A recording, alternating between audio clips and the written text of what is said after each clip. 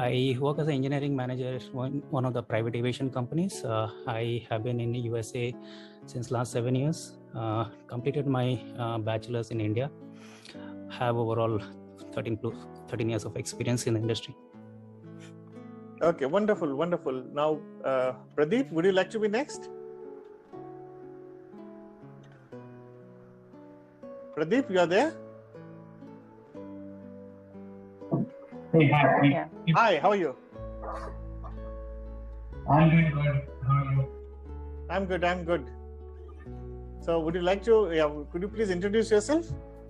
My name is Pradeep. I have more than 10 years of experience working in IT. I'm sorry, your voice is not audible actually to us.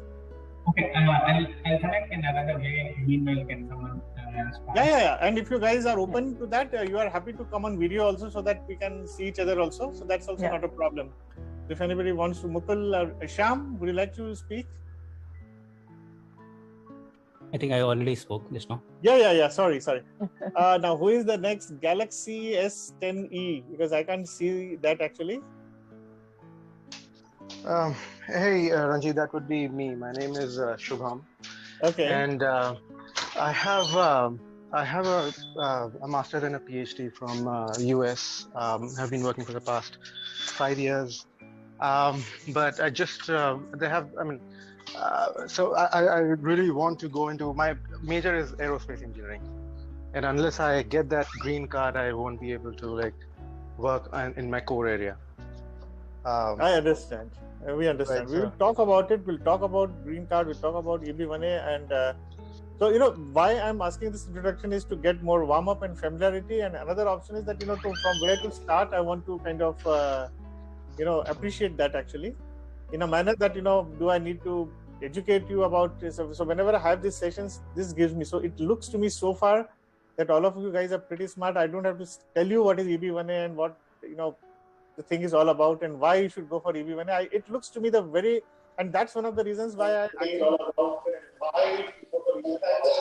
Hello?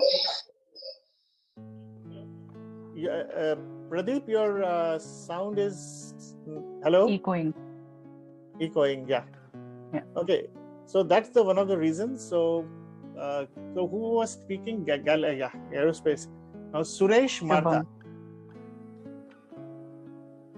Everyone, can you guys hear me? Yeah, I think I can hear you. Yes, we can hear you. Okay, awesome. Again, thanks for setting this up.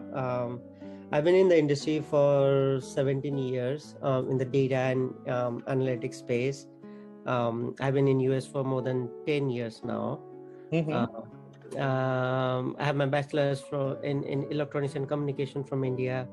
And I have been working in the finance as well as right now in the pharma industry, leading 3 different teams who is more responsible for data and analytics, AI and ML. Okay, wonderful. And Rohan? Yeah, hi Ranjit, hello everyone. So my name is Rohan. I'm currently a senior data scientist. I completed my master's from United States and I completed my bachelor's from India. I'm in the industry for at least 7 to 8 years, and I'm also leading a machine learning team in a private company in the United States. Wonderful. And we have somebody just joining in, Juhi, and there's somebody on iPhone. Okay. Hey, hi, Ranjit. I joined from my phone. Yeah. Is it better now? Far superior, better. Oh, okay. So yeah, my name is Pradeep. Like I was saying, I'm working in IT for more than 10 years, mainly in service-oriented architecture and enterprise application integration. I'm currently in the US. I have been here from past 3 years. My I-140 in EB2 is filed, but I'm just checking if I am eligible for EB1A and join this session. Okay, wonderful. And Juhi, we are just started up, and we were just saying that I just had handpicked some of you guys because I thought to make the session more interactive rather than it being a monologue of me just making, because LinkedIn doesn't allow you to do that actually. So I picked up Zoom, and then from here we are actually live right now. So that's how things is. So Joey, would you like to introduce yourself, please? Hi, I'm actually outside, so sorry about that. But, no, that's okay. Yeah, I'm Juhi. I just moved to the States. I'm working at the University of Pennsylvania as a postdoctoral researcher, basically pen medicine. So it's been 3 months since I'm here. I'm on a J1.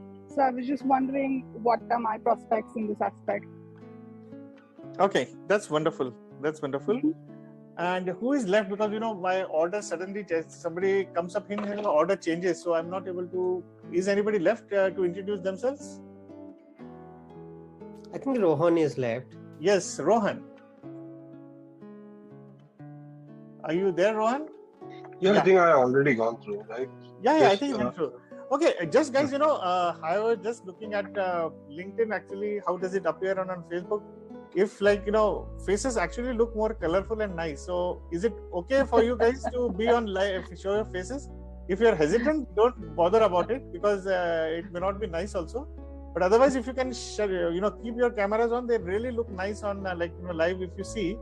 Otherwise, it's dark, spots are there actually. So I don't mind. I know this thing about it. So fine. No problem. So let me just, before that, introduce myself. Hi, Pradeep. That's nice to see, face attaching to the name actually. So anybody else, anytime want to get ready and come, no problem. So that's fine. Oh, that's wonderful. That's wonderful. So take your time, comfort yourself, and that's important. Okay, now let me tell you about myself. I'm Ranjit. I myself have been an EB1A green card holder. I got it 2-3 years back. I moved to the USA.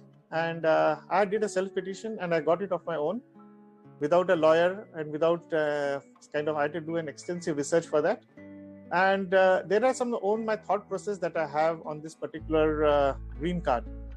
I basically come from an education background. I have been an educationist. I was the director of Symbiosis Institute of Management Studies, if some of you have heard that. At 24, I was there for 5 years. And after that, I have been Vice Chairman and Chief Executive Officer of Financial Planning Standards Board. So that's how my background has been. I have always seen that, I was trying a lot of options at that particular moment of time. And when I wanted to move to the US and try for a green card, but it's a long wait list for Indians actually for this. But one thing I really admired about EB1A is its uniqueness and the fact that it is basically based on your individual talents. It does not rely on you being a kind of reliance on a job, reliance on a salary, reliance on a... Interesting part is reliance on even, it has no reliance on any qualifications also, education qualifications. It does not have a reliance on anything of that sort. And so it always intrigued me. And I thought, whether I had a lot of, kind of an imposter syndrome, whether it will actually, I'm fit for that, whether I can do this or not. But I, I had to do a very extensive research on this. And I found that there is quite a neat, successive pattern which can be replicated on this. So fortunately, I did a, how do I say this, self-petition. I got it approved in 7 days. And after that, I helped 1 or 2 other people. And they got I-140 approved through EB1A. And then I have actually created a program out of it. But this session, I'm going to talk about that at the end. But primarily, I'm going to talk about a very brief outline about what is EB1A, not really in those strict parameters, because I just want to, I assume that everybody knows what is EB1A. And what is it all about? What are the merits of it? So I'm not, I do not want to get into that actually. So anybody is here who does not know about EB1A or want me to just take 2 minutes on this? Anyone? Just speak up, no problem. I'd like a little introduction if that's okay. Okay, absolutely. So let me tell you this, EB1A is a category of a green card where normally, if you want to become a US resident, I mean, basically you need to get married to somebody or you need to have a sponsor in one way or the other, or you need to have $1 million investment, or you need to be, religious leader of some kind, or you should have been, kind of, how do I say, refugee or an asylee. There is practically no other way which can grant you a green card. Let's be, or if you're born, you get a passport. That's simple as that. There is no other way. Now, this particular category is structured in a manner that you don't have any of these 5-6 things. You're not a refugee. You don't have sponsor. You don't have kind of what do you say, or relative or somebody. Let's say this, anybody in the USA, by sheer virtue of your expertise. Let's understand. You can get green card in as if you do a premium processing, you can get it as fast as in 15 days. Okay. So there are 1 million people waiting for a green card. Let's appreciate that. Let's respect that. They have been in a queue for that. And if you guys are wanting to be an aspirants for this, okay, let's understand you are knocking the door of the competent authority and telling them that, look, I am Juhi, I am Shyam, I am Pradeep, Rohan, I am the best, and please give me the entry earlier than those guys. Let's look at it from that perspective, what it is all about. Okay. It's about you really being good at what you do. Okay. Now, whether, it says, the structure, when you read at it, it says that you should be a Nobel laureate, you should be an Olympian, you should be an Oscar awardee, some great prize winner. Okay, Juhi, does that give you a very clarity on so far? Got it, yeah. I get an idea. I didn't have anything, let me tell you. And since the people whom I could help and who are there with me right now helping, they don't have it. Nobel Prize or Olympic. I don't know about you, at least I don't have it. So obviously, if you have it, then you don't need my help. I mean, that's simple as that. Okay, now what I did was, I have actually, Seema has helped me to create a presentation actually, which I will just run through it. And if there is any questions after that, we can do that. Is it okay? So I just wanted to give you a brief outline about myself and about each one of you. I just wanted to feel. So just to tell you, Juhi, what we did was, when I chose to do this event on LinkedIn and Facebook, I wanted to make it more interactive. I did an earlier event, but I felt like I was just talking to a blind screen actually. LinkedIn doesn't allow you to do this thing. So it took a little, it was exciting and it was a struggle for us. But what we are doing is having a Zoom meeting and you are actually live. Oh, okay. So this Zoom meeting is going live on Facebook and LinkedIn. Now, how did you guys find me, by the way? You are more from LinkedIn. How many of you are just raise your, how many got you from LinkedIn? Because there are only 2 places you could have come, Facebook or LinkedIn. So how many from LinkedIn? Okay, you could have raised a virtual hand because otherwise I can't see. Okay, virtual hand. Just LinkedIn. So I'm just seeing what is getting, and so 1, 2, 3, 4. So LinkedIn has played a more than Facebook. I did share this link on Facebook, but that's good. That gives me an idea to kind of what works and what doesn't work. So let me start off a quick presentation, and if there is any Q&A, I'll be happy to take. Okay. Now you guys can see my screen. Yes. Okay. Now, what happened? Just my screen suddenly turned blank. Yeah. Now this is about a 4-step method which I found is very consistent. You see, I got an opportunity over a period of last 3 to 4 years to interact with over at least 40 to 50 people. Actually, that is one who have got EB1A and what has been their success patterns. Number 2. Having come from an educationist as a background, from being an educationist, gives me that privilege of or the kind of opportunity to even identify those patterns. And in addition, I myself being CEO of one of the education center, which is Financial Planning Standards Board, I used to conduct a certification programs in finance, which is called Certified Financial Planner. That gives me an opportunity to kind of appreciate things from an education perspective.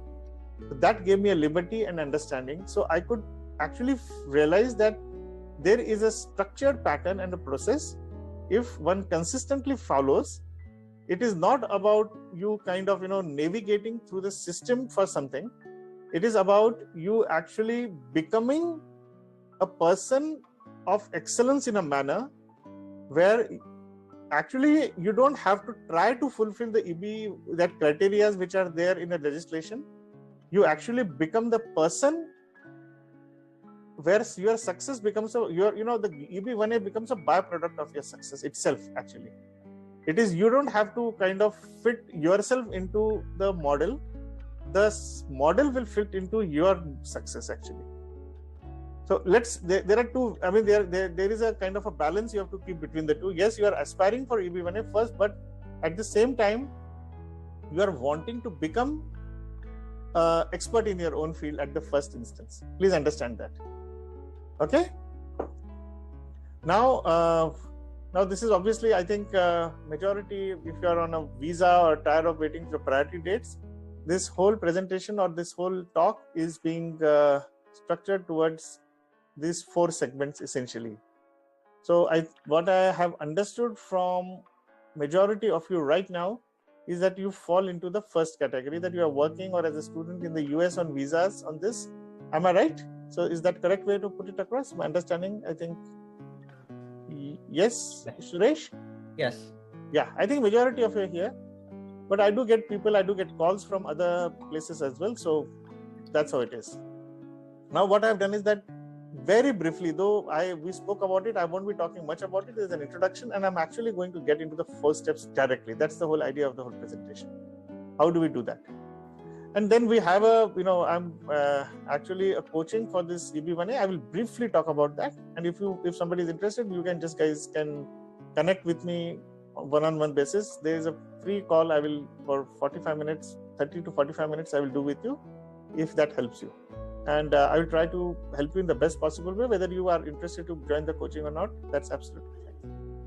Now, we all know that it is called as Einstein visa, which is very intimidating. In fact, when I read it for the first time, it was very, very intimidating for me. I had my own imposter syndrome. I had a problem whether I'm really qualifying for that. Is it for me? Should I do it? There are a lot of people feel that this is cut out.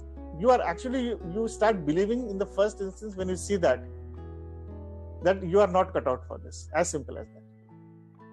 Simple. There is no thing. But let me share something, one simple thought in this particular case.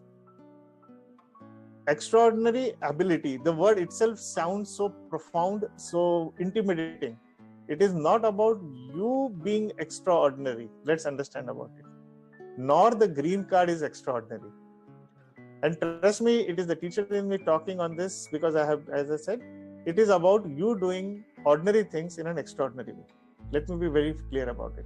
And you have to, if you take this with this particular mindset, you can achieve it. Otherwise, you will never do it. Okay?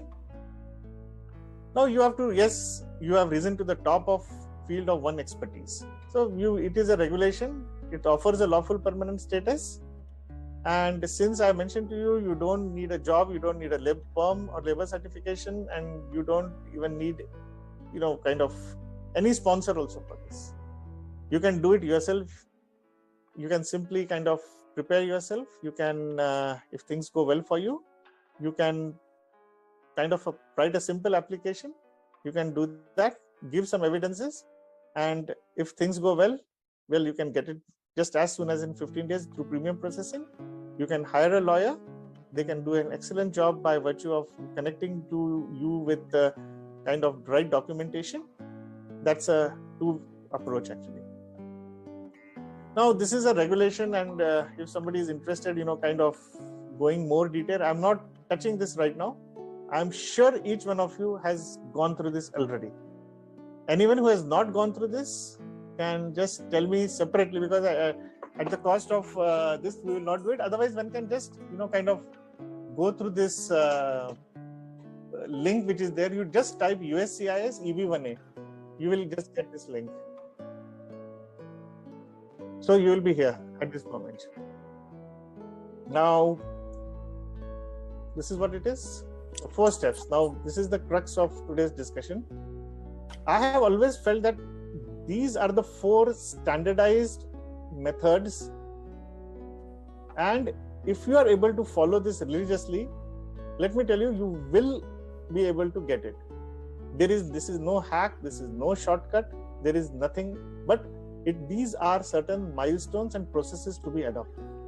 One good thing I liked about I have seen, and that's the reason you guys are here, because I wanted to make it interactive and You are invited in a group session because I trust you do have a scientific bent of mind. Majority of you, I can see that you are from science background. That gives you that kind of a temperament. If you use that temperament here, I think it will work. The problem is, you will see now, actually. Now define. Now this is the most critical aspect here. What happens is that when I interact with people, even people who come for my coaching or otherwise, if I ask, okay, fine, tell me about yourself, what is it? People speak about the fact that, I'm an engineer, I'm a PhD, I am aeronautical engineer, I'm a software expert, I'm this, I'm that. So you basically, what happens is people define themselves by virtue of their qualifications or their business title or their jobs. But please understand, EB1A is not about that. It's about your expertise. Please understand that. How you define your expertise, I will tell you shortly. But if you are talking about your qualifications, then there are other EB2 for you. If you are talking about your company or something, then there is EB1C for you. If you are talking about even a PhD, if you have, there is a special, mostly, I think PhDs would fit into EB1B actually. So there are doctorate, if you want to follow, the key part is the best part is anybody can come into EB1A. And if you are going by virtue of your jobs or by virtue of your qualifications or virtue of your sponsorship, then there are other channels for that. So EB1A will look at, that's the beauty about it. You can be very creative about it, as you will see. Now, when we talk about something as an expertise, what happens is actually, now this is the only complicated slide in the whole presentation, so just bear with me on this. So if you can see this, what happens is, whenever we see anything around us, it is all data. It is just scattered points. When we assimilate the data, it becomes information. If we are able to capture how to use that information, it becomes skill. Next is, if understanding of why that skill is being used is knowledge. Let's say, for example, somebody is an electrician and somebody is a simple electrical engineer. So you know what the difference is between these two things here. And another part is, when do we use the knowledge becomes wisdom. In our entire education system, we are taught at data, information, and skill. That's our normal kind of some people who do PhDs and other things, this touch the base of knowledge. Our experiences gives us some knowledge. So why do we have to use the particular skill? Why Pythagoras theorem is to be used, 10th standard guy will never understand. Even there are a lot of calculus, what is the use of limits, nobody will understand till you actually go and do some practical and then you get some experience.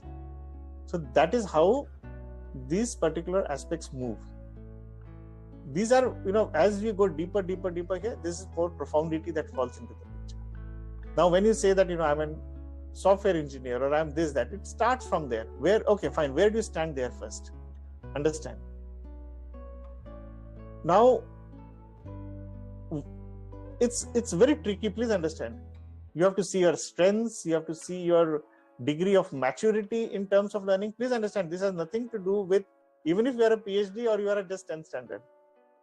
Where do you stand in this particular spectrum is very important here.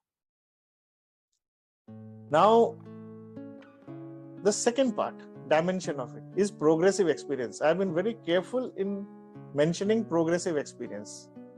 I'm just taking a pause here and to make it more interactive and not to sound like a monologue. Does anybody know the difference between progressive experience and just experience? Anyone? Please, and don't hesitate. Don't. If you know, please speak up. If you don't know, just tell me. I will repeat. That's not a problem.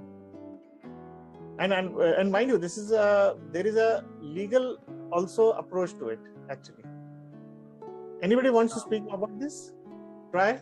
Well, I don't have the exact definition, but I think progressive experience would mean, like, if someone is skillful or knowledgeable in one aspect of his or her job. So let's say in machine learning, if someone has like more command over a particular type of algorithm or something, So how long that person has been using that thing. So that would be progressive experience, kind of like continuous experience in just one specific field or something. Okay, good. Anybody else? Juhi, would you like to speak, or Suresh? Suresh is going ahead. I mean, I don't know. I don't know what exactly progressive experience is, because my career has been pretty diverse. So I really don't know what exactly, because I have a degree in physics, but I work in cancer diagnostics, but I develop AI tools. So I don't really understand how to narrow down your expertise is something that concerns me. Absolutely. Okay. Yeah, you are very close. Both of you are very close. Suresh, you wanted to give a try? Yeah, I think it's more of like you're learning as well as you're growing, right? As you learn more, how are implementing and growing from your experience. Actually, you're bang on. Let me tell you this. Let me articulate this in a different way. What happens is, let's say if you say you are at 12 years of experience, okay? Now remember that time a kindergarten child has passed actually a 12th standard. That's a progressive experience. It could be learning. But when you say that you have an experience, people say that I was in insurance sector, or I was in IT field, I was doing this, I was doing that. Now, has it been incremental, or it is, okay, let me put it more mathematically. I think you guys will understand and appreciate it. Is it 1 into 12, or is it 1 plus 1 plus 1 plus 12 every year? Or is it just 3 into 2 plus, you can just factor, do mathematical factorization of it and understand I think you know what I'm talking now. So basically, has it been like, truly a growth and learning, or is that it has just been a repetitive of certain actions that you have been doing? Now, what happens is, if you are doing repeat, then you have actually started maturing, as this is progressive. Remember, let's understand things in a more simple. Somebody who's a data entry operator, for example, he does a particular data entry only for 12 years. I mean, I'm not sure. I'm sure you understand that is not a progressive experience at all, actually. Okay, it's just an experience, and that too, it is experience at a more skillful. You will keep on becoming more skillful. That's it. You will not grow. You have not transcended to a level of knowledge or wisdom in that particular case. Now, what happens is, please understand, if you talk about EB1A, in our schools and colleges and mostly in our jobs, we get stuck up here, and partly if you go up a little higher, we touch maybe 20-30% of this. But if you are in EB1 categories, even I would even constitute, in my little understanding what I have, even in fact, for that matter, even EB2 also. Let's respect that. They are about knowledge, but EB1A will be more profundity of that knowledge. Okay, and then, but remember one thing, if you have wisdom, then you have a fair chance. If you are talking purely about EB1A, and if you are talking about growth, your intellectual growth in general, particularly, then obviously you need to have a wisdom in that particular field. Now, somebody is saying that, I am an IT expert, or I am an AI expert in just, kind of for 8 years, 10 years, and you file an application, I have how many, that won't work. The key part is here for this particular aspect. Somebody is just, okay. You have to actually have a demonstrated progressive experience, and preferably at a knowledge to wisdom level. If you are thinking about EB1A also, it cannot be just as a data entry or operation. You can't say that I'm world's best person in Excel. I'm world's best person. I can just, since this particular field is very dear to me. If somebody comes to me, I spend normally, almost a month's time in identifying that expertise. There are other ways also to identify, to assess metrics of your expertise. But what essentially happens is, let me tell you, there is a third dimension which is called impact factor. That you have a learning continuum. Even if you have a knowledge and wisdom, but no experience, no one cares. If you have knowledge and experience, but no impact factor, no one cares. But if you need to have all the three. You need to have learning here, you need to have experience here, and you need to have an impact factor here. Okay, so unless if you don't have impact factor, it won't make sense to you at all, actually.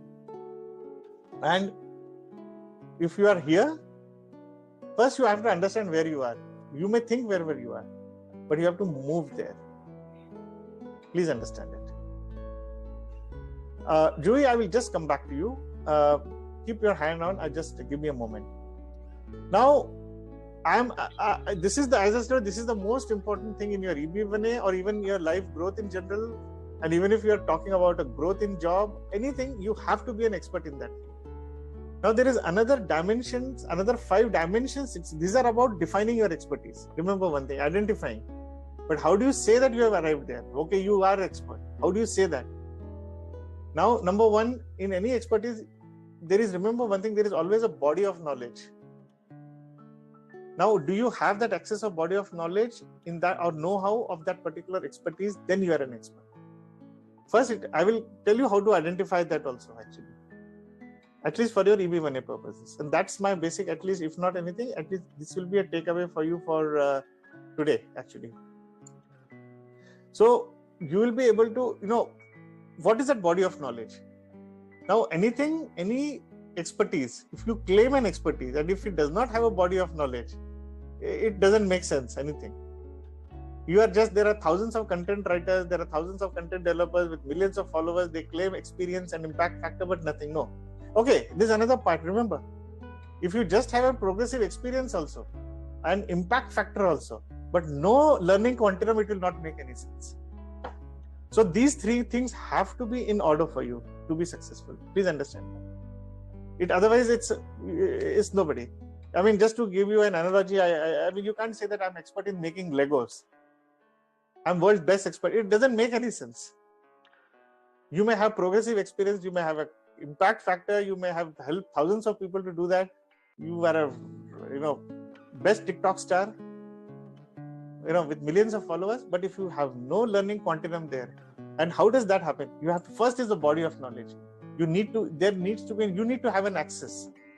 Second is, any field has to have, remember one thing, any field has a particular legislations or laws pertaining to it. You should be aware of that. If you say, I'm an expert in AI, fantastic, brilliant, good. Do you have an access of body of knowledge? Yes, partly. Okay. Pick up. Second, are you aware of the laws which are there? Yes. Then it makes sense. Third, are you actually aware of people who are really successful in that particular field? Who are the true influencers, not about the social media influencers, but true influencers in that particular discipline, who are like gods of those disciplines. Do you know them? How do they talk? How do they walk? What is their views? Do you agree with their views? Don't you agree with their views? If I say I am expert in finance, I mean, Warren Buffett could be one of them, let's say.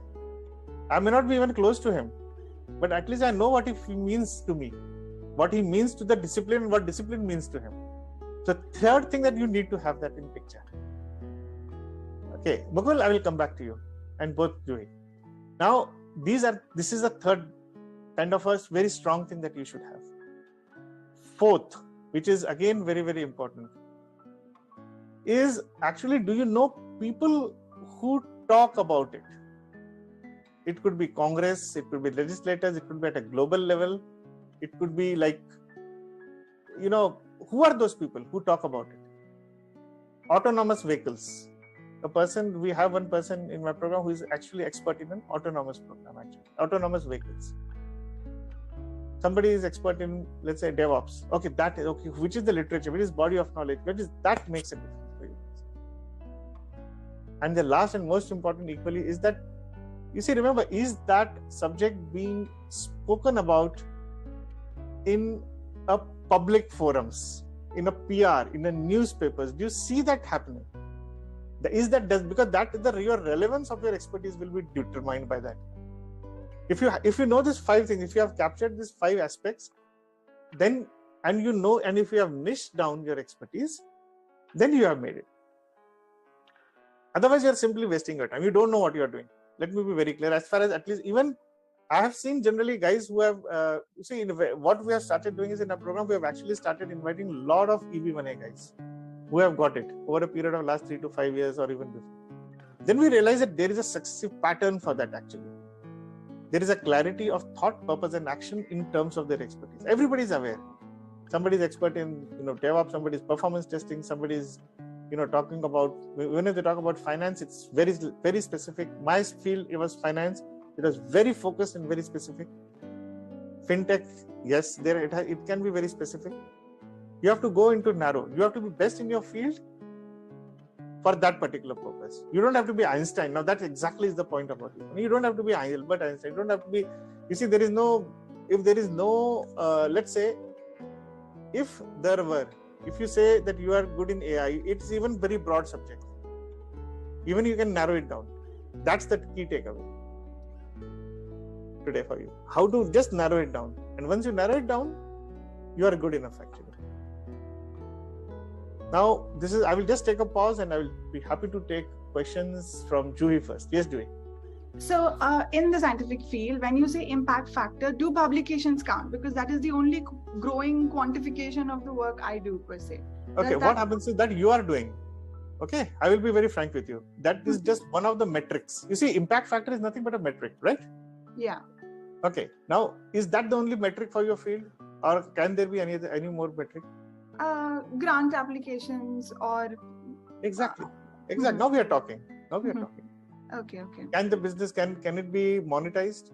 Have you done that? Have you contributed to the monetization? Yeah. Okay, we have to do that. If not, we have to work towards it. Okay. Got it. Okay. The fact remains, if you are ignoring these 3 dimensions, and if you are ignoring those 5 aspects, you will not get your EB1A. You see, it is about you being an expert first. Please understand that. If you're not an expert, you will not get it. As simple as that. Okay, now let us take a step backward. Forget about EB1A, forget about everything. You look at any expert in any field in anywhere in the world, whom you admire. And please try to map what I have said to their successes. Do they have a learning? Are they just having information?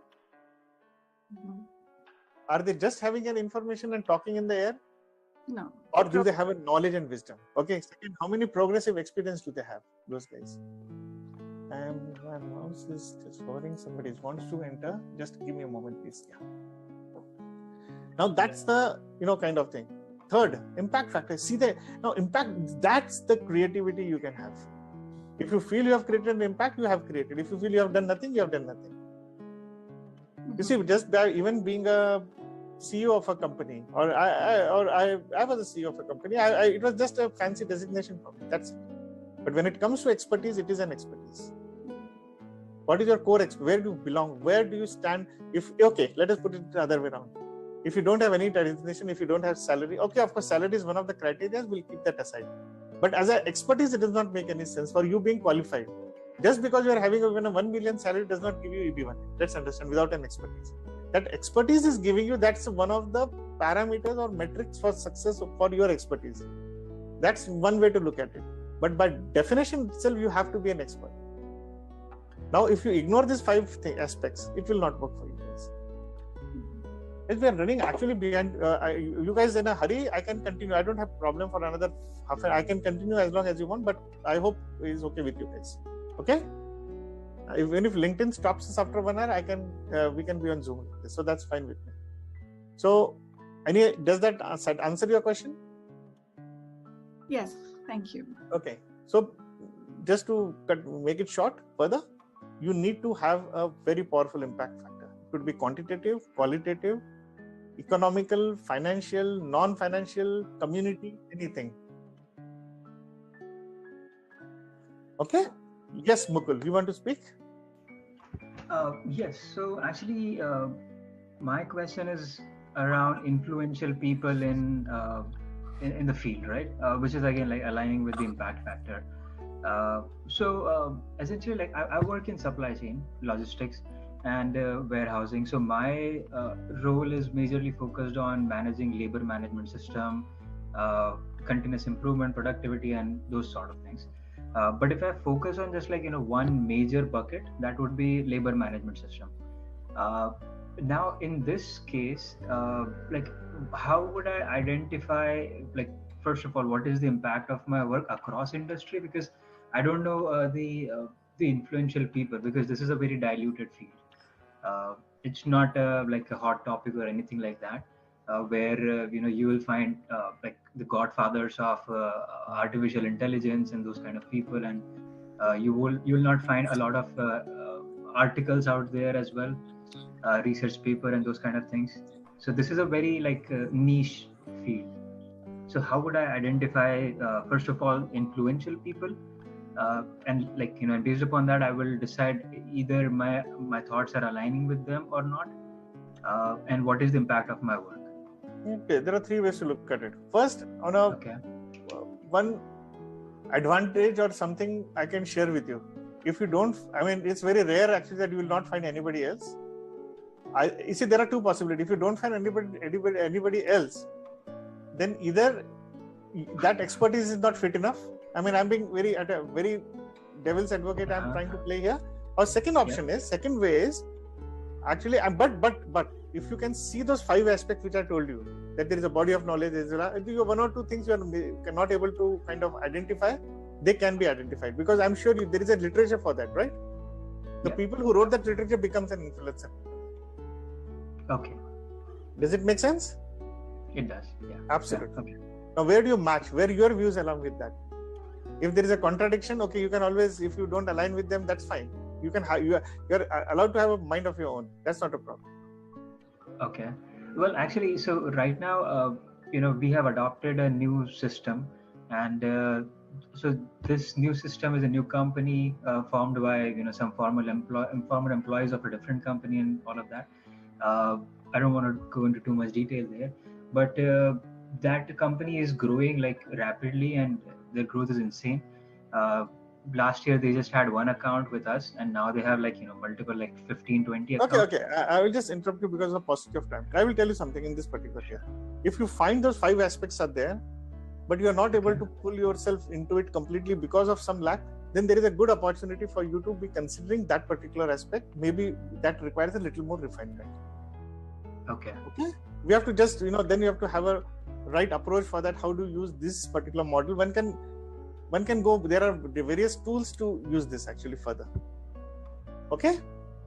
Could you share some tools or some methods to that is a separate, you can book a time separately, we'll talk about it. Okay. But fundamentally it's not a rocket science. This is simple. I'm sure there is nothing what I'm showing you that you did not know. Let's be clear about it. It is just that it is being presented in a particular way, right? And this is how it works. It's very methodical. It just allows you have to just be more methodical, as simple as that. Okay. Sure. Now, second is we are talking about now. Second step I call this is organize. The 4 steps, if you see, have an acronym called define, organize, nurture, and expand. It is called to make you EB1A done. It's as simple as that. Okay. So organize. So basically, in this particular step, you need to identify what are the 3 out of 10 criteria. By the way, one more thing I want to tell you. In define stage, that expertise, we can actually even work because if you work with us, then we actually try to even identify that particular expertise vis-a-vis US CIS cases also actually. What has been the trend and all actually in the past. So there is also a way by virtue of which you can do that. So just keep that in mind. Now, second thing is organize, where you actually have to follow these 3 patterns. Which criteria at least 3 you can, because since you have, it's like this, first you have to become an expert, obviously, but it's like, you're appearing for a test or an examination.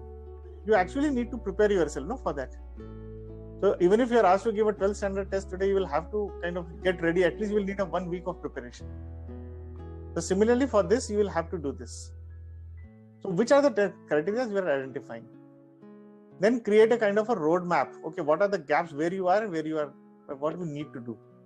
And that will be more like a success toolbox that we have to create. Okay, you need to map that thing actually. So it's basically organizing it yourself actually. Now, third step is actually becoming a nurture. Becoming and nurturing it. So we have done first step, we have done the second step, and third step is nurturing yourself. Is becoming that established authority. So like we are talking about supply chain, we have to take a niche.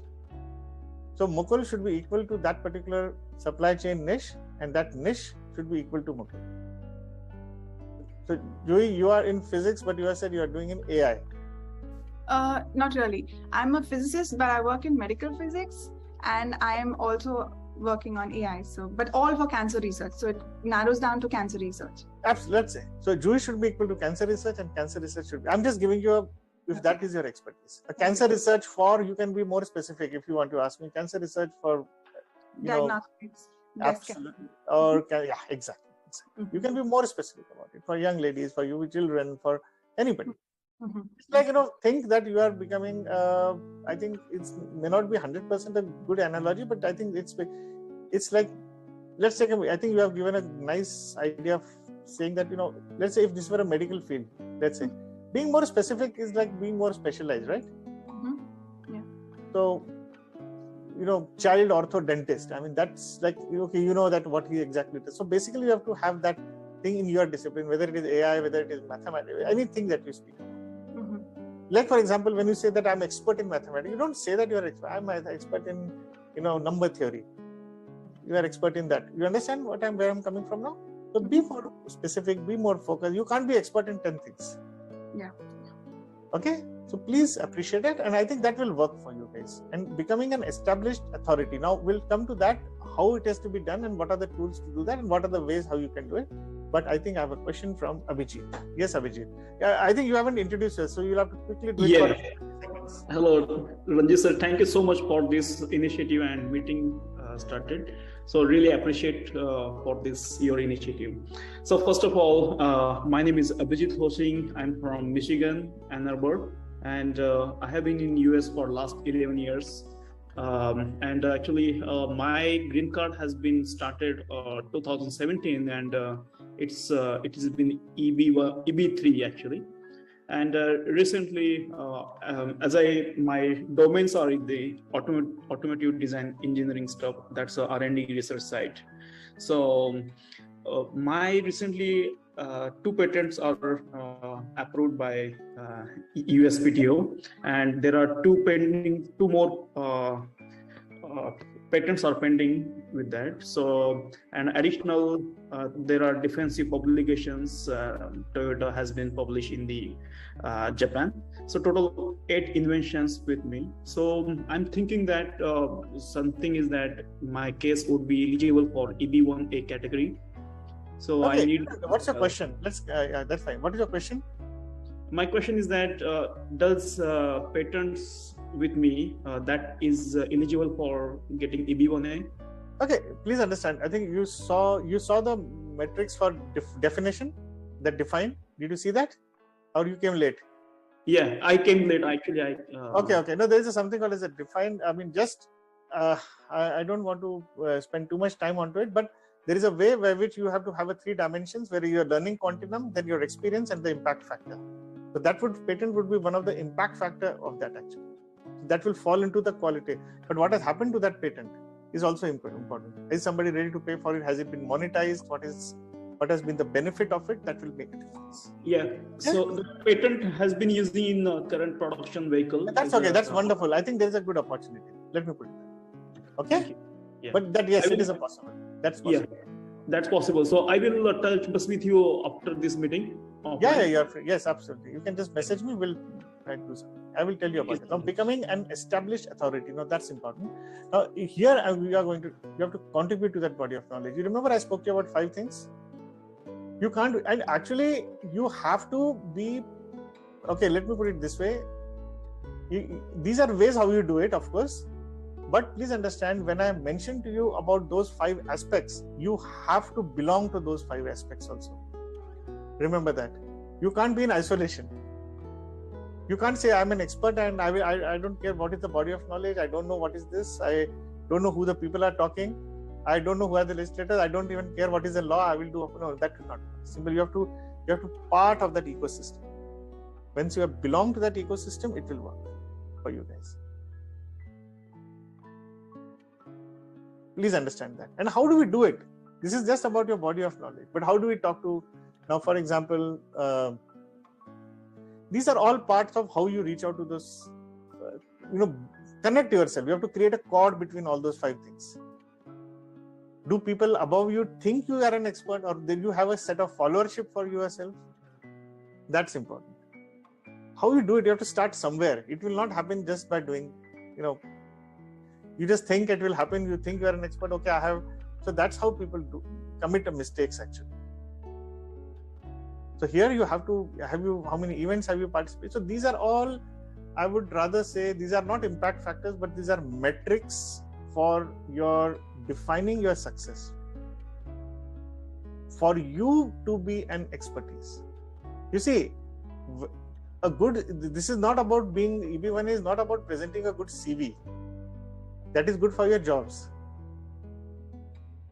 Remember, based on the documentation, these are very critical things. Please understand. So scale up your engagements. How much professional network do you have? So we do help people to do this actually. So these are some of the aspects that we need to cover. I mean, as I said, you need to be, first thing what I mentioned when I started off is saying that EB1A is not really in that sense an extraordinary. It is not about you being an extraordinary. It's about you actually doing ordinary things in an extraordinary. That's the first thing. So first start, have you done those ordinary things which are required? All the things what we do right now, we are trained actually. We are trained, education is to get a good job, good salary, and that's what we try to achieve. But EB1A is at a different, that's why I basically love it actually. It allows you to be creative. Trying to achieve that EB1A takes you to a journey, takes you on a process which actually makes you extraordinary also if you start doing it. Remember, I have not spoken about law. I have not spoken anything of that sort here. It's about your own transformation that happens. The day you will become an expert, you will understand it actually. So this is how it is. As far as 5-6 aspects that you have to cover. Okay, I did mention, Abhijit mentioned about patent. Yes, you have to have, this is one of the things. Or can you be a CEO? Can you do something else actually? How do you create and demonstrate an impact factor? These are the things that happen. Yes, and the most important, bring your individual brand. If you have everything, but if you don't have a brand persona, it won't impact actually. There are in some cases, it can work also, but it is good that if it is here, if you are able to do that also. Simple. Somebody Googles you. What do they see about you? I mean, it's a very crude way I'm sharing with you. It's a crude. What do they see? Do they see some Facebook post that you have done or a holiday that you have gone with your family or something like this? Or do they see a LinkedIn of very professional, articulate posts that have happened? Are you presenting yourself as an expert everywhere you go in that domain of expertise which you are seeking? Please understand.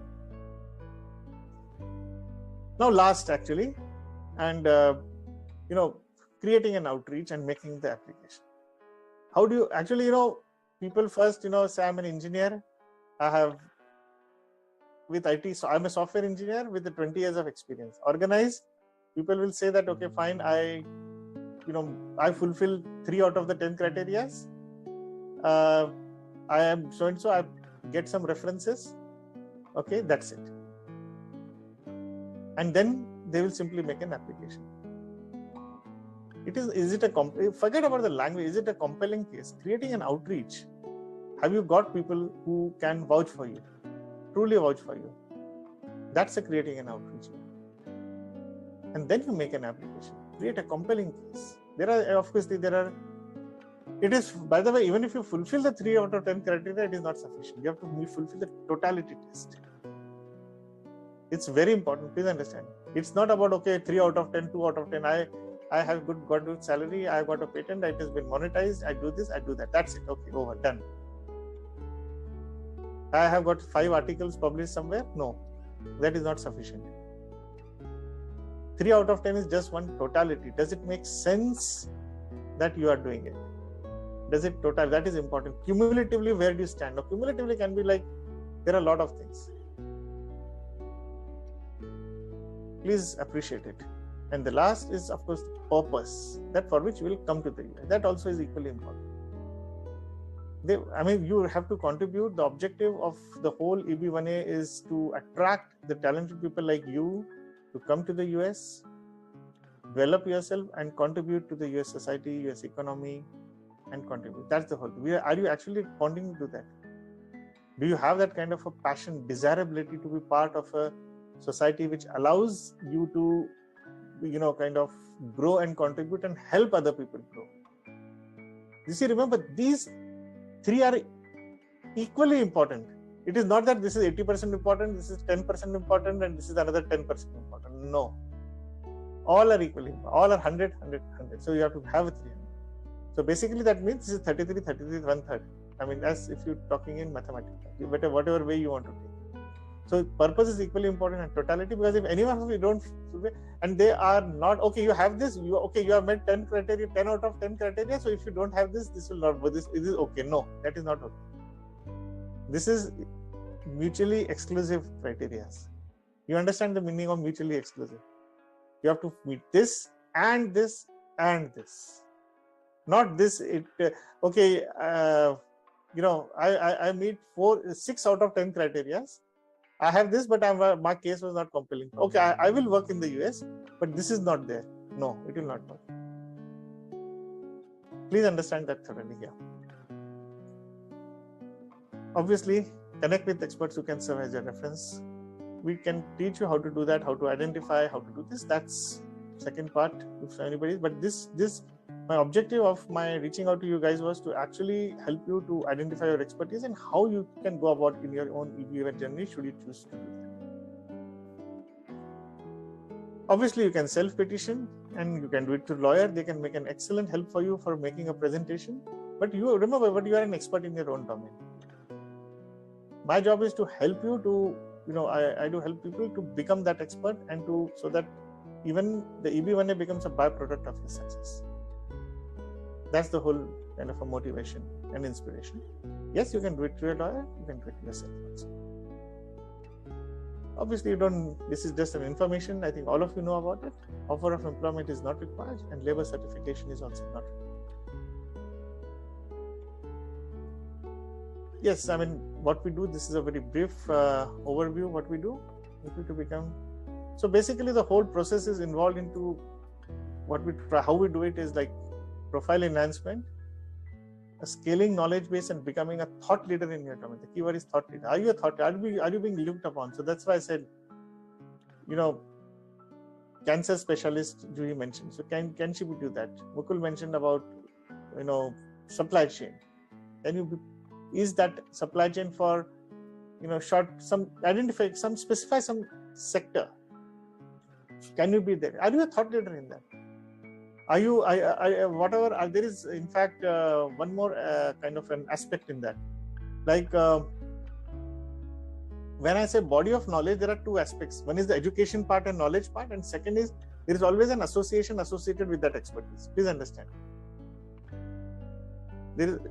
So are you a thought leader there? Do people care about your views also? Does it matter? Do you matter to people and do people matter to you? It will be visible. So those are very important aspects how you have to evolve yourself as that expert.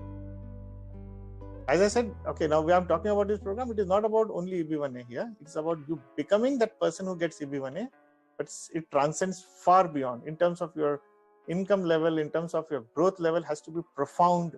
How to become that person of that where EB1A walks up to you. You have to become that person. You don't try to fit yourself into that criteria. Maybe you will get it, you will not get it. I don't know.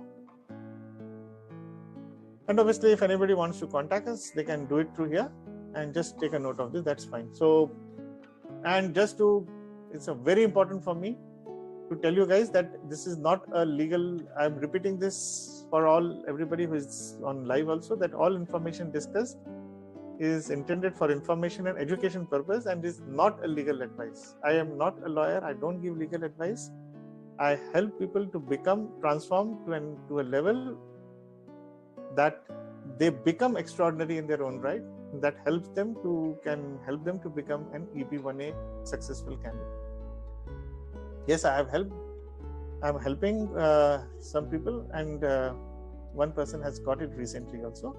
So that's my endeavor, and that has been my journey. If somebody wants to know about me, we have transcended the time, but it's fine. If somebody wants to leave, they are free to leave. If somebody wants to continue, I'm here for any questions. Abhijit has a question. Yeah, my question is that when you say outreach, what kind of outreach we supposed to have? I mean, define outreach. I didn't get you what you're saying. One of you mentioned that outreach, so I'm just wondering that what kind of skill set we should for outreaching. Okay, outreach basically, outreach is of two kinds actually. One, we are talking about actually filing an application, and second is that, getting media visibility. So there are two aspects into that. So you can do both actually. You have to do, there is both are equally important. Okay, does that make sense? Yeah, I'll research on that more. Thank you. Yeah. No, you need to. I mean, outreach means basically you need to reach out to people. You have to make efforts to reach out to people. As simple as that. And it is a second level of those 5 things which I mentioned. Actually, you can't be sitting in isolation in ivory tower. Also, even if you are a super great expert, you still, you pick up any expert in their field. They will. And I'm ready to contradict I'm happy to withdraw all my statements that I made if you see somebody who does all this thing, who does not fit into this. Everybody would have that kind of a charm, and everybody would be doing that. All of you, my idea is not about you helping people to, transcend only for your visa purposes, or helping you or fulfilling your American dream to be here. The idea behind is also to, or for that matter, even solve your problems of your travels and being here for a job. His idea is to make you and evolve you as transform you into a far superior professional actually, so that you can contribute yourself. You become essentially your best version actually. Okay. And trust me, if you become your best version, this will help you, and then EB1 will come to you. I mean, it is a matter of your process documentation that will have to follow. Yeah, for instance, I just wanted to inform you that 2 years back I have created Facebook group where all design engineer experts from my automotive industry I have collected under the one roof. So there are some design engineers across world, recruiters and managers. So this kind of outreach I can present. Yes, it has. You see, this is a way to create an outreach. By itself, it may not be an outreach, but what impact it has had on them because of your contribution is very important. Okay. Yeah. People are getting, I'm helping people to connect, that my expertise, for example, in my critical skill sets, some recruiters, some companies wants that. So I connect them. So I can present that to USCIS. That is what you're saying. That is a way. You see, there are ways and how that can be kind of manifested for the purpose of USCIS is a matter of discussion at a very intense level actually, which is outside the scope of today's presentation. Let me tell you, but it is possible. If you are interested, you can contact us. We can discuss more about it in case you want our support. Otherwise, obviously, these tools what we have given you should be able to help you to kind of embark on your own journey. Yeah, I will definitely connect with you after this meeting. Yeah, sure, definitely. You are always welcome. Yes, Mukul, how can we help you? Sorry, I didn't realize I was on mute. No, that's okay. So this is again a specific question, not looking for exact answer, but more a directional response that you could help me with. How does qualifications matter here? For example, if I have a PE license, professional engineering license, would it weigh my application or it's not? Okay, let me explain to you. It may just aid you to demonstrate not your authority, but your locus to talk about that particular subject. Does that make sense? Yeah. I think I have tried to explain to you the most simple, most minimum words I've tried to explain to you. It just gives you a locus to kind of, okay, let's say for example, maybe let us put it this way. You are what's your qualification? Industrial engineer, right? Industrial. Okay. You are married? No. Okay, no problem. Okay, yeah, I'm just saying, your parents say that you are a wonderful cook. Everybody loves your cooking. You do that, and you say that EB1A, I will go for a cooking. Okay, now you don't even have you may be a good cook. You may demonstrate your expertise. You may run a hotel also. Let's say that.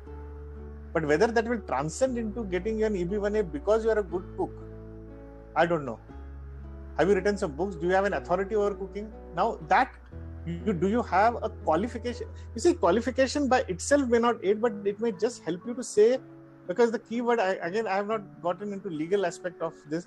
There is something called as a sustained acclaim, sustained performance. So its sustenance starts from the fact that there has been a continuous, but it starts off that your passion since beginning. So you not only got educated into it, you got learning into it, you developed your skill set.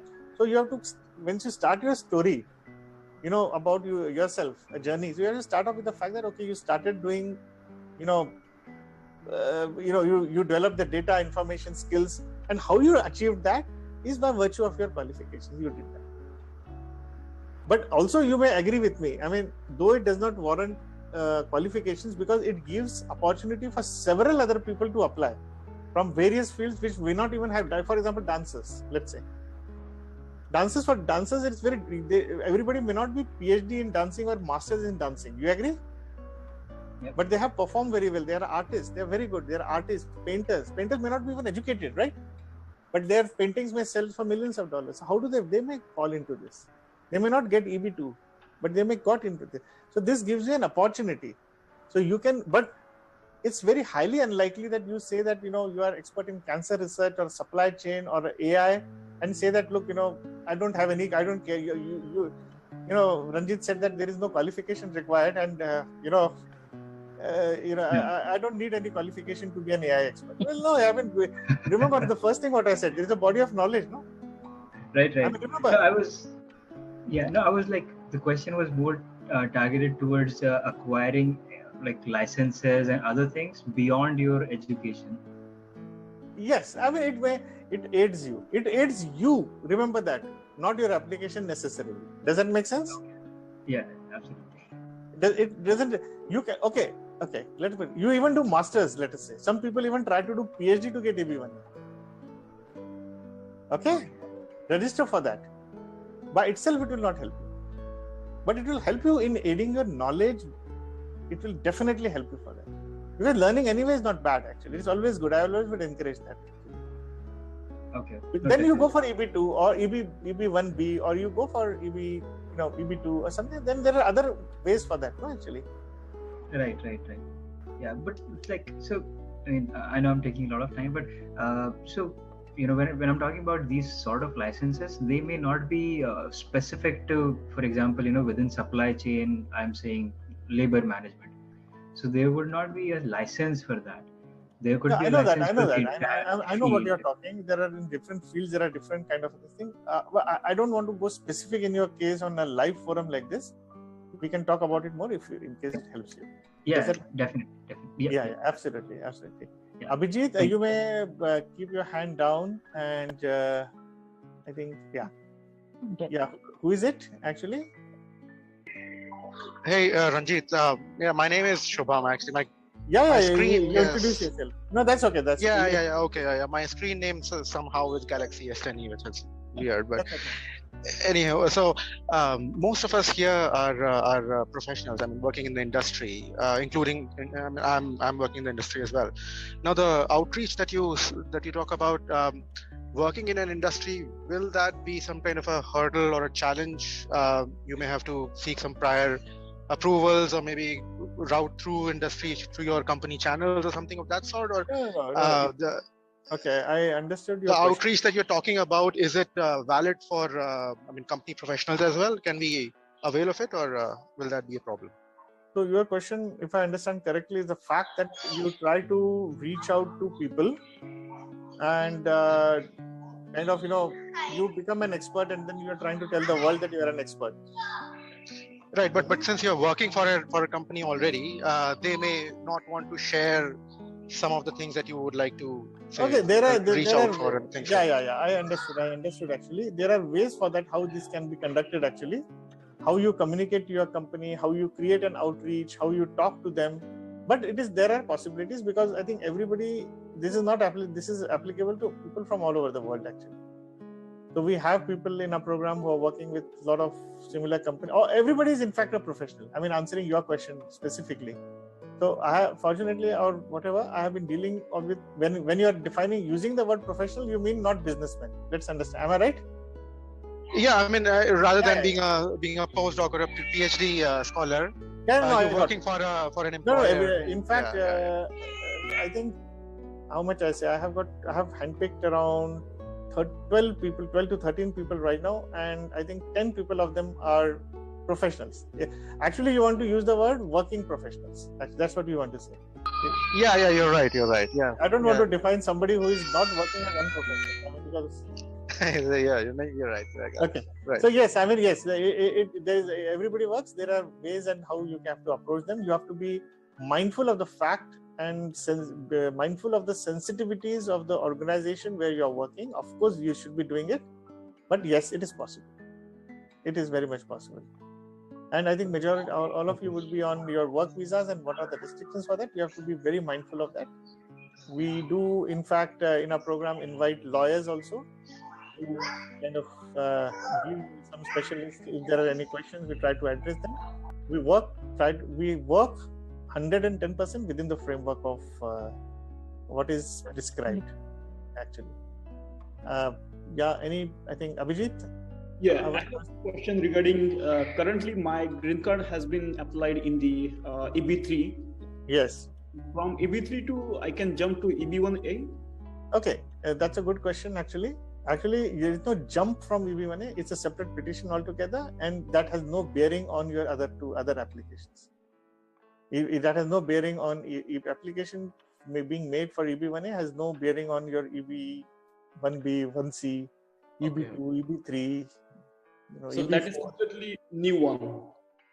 Completely new one. And even if you were to kind of apply, you can keep on applying also. That's also not a problem. Yes. But obviously that's not encouraged as such. But it has completely independent. That's another part about the beauty about it. Let me tell you that. No matter. Okay, another interesting part about EB1A. Of course, you guys are all based here, most of you, I think. Even if you are anywhere in the world, you may be anywhere in the world, still you can apply. Wow. You don't have to be that's the whole beauty. When you can get approved if you do it in a right manner, if you process your case in a right manner, you prepare yourself in a right manner, you become that person in a right manner, follow those 4 steps in a right manner, you can get it in as fast as 15 minutes. Okay, thank you so much. Absolutely. Yes, Pradeep, you have a question. Yeah, Ranjit, thank you so much for organizing this. And I have one question, in the program it says from now to 6 months, you can become an ordinary to an extraordinary and be ready for filing an EB1A. So, do you have any, I have seen the 4 steps, but how do we go about it? Do you have any specific things we do in the 6 months to become from nothing to extraordinary? No, it is not. First, let me be mindful of my statement. If I said use the word nothing to extraordinary, I think I don't know whether I said that. Okay, I will rephrase it from ordinary to extraordinary. Let me put it this way. I think I said that you can become extraordinary in your own right. Mm-hmm. Okay, and extraordinary. I said it's not about you being extraordinary. It's about you doing ordinary things and extraordinary. Remember that. So I have gone through all the 10 criteria by USCIS, and if I feel that I do not qualify for any of the criteria, is it still possible to go about it for the next 6 months? Okay. Let me be very cautious. You see, I am not. If I assess a person for this, I don't assess based on how many criteria he is fulfilling at this stage. Actually, I am trying to fulfill that at what level of expertise you are, and at what stage of qualification you are for this particular purpose. That's what my endeavor is. I don't do that. So I'm, since you asked about the program, I'm just sending you guys okay, this is not, it went only to one particular person. Just a second. Yeah, rather than everyone, I'm just giving you guys a link. If you want, this is more about the program actually. So you can just download this for your information if this helps you. So that's one part. Any other question, anything, or should we call it off? So that's it. So anyone who is interested, or if you want any, kind of a guidance, they can free to, kind of get back to us. We'll be more than happy to help you in all possible ways. That's our endeavor. So thank you very much for sparing your time. And if it has, kind of helped you, do log into my, since you have Facebook or a LinkedIn page and, connect with me, I'll be more than happy to help you on an ongoing basis as well.